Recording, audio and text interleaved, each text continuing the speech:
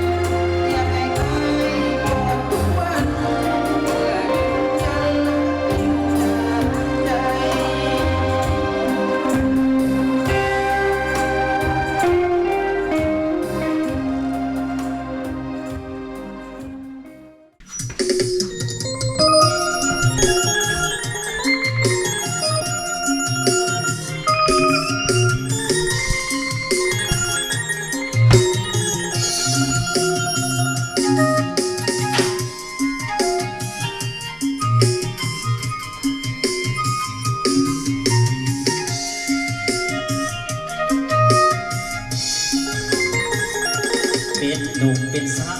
วถึงข่าวที่จะแต่งงานของหากันมาตั้งนานสาบานกันตั้งหลายปียิ่งตัดสินใจ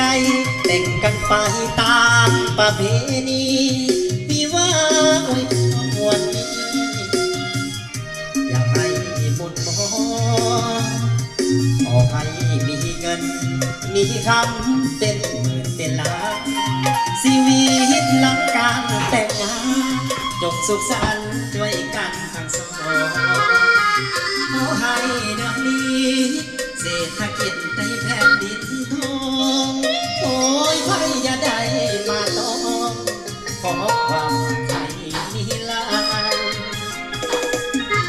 ผัวทำตัวเหมือนสั่งเท่านั้นเนี่ยหาคือผู้ตามมาสมกับมาเป็นสร้างเท่าหลังสวยกันทำนา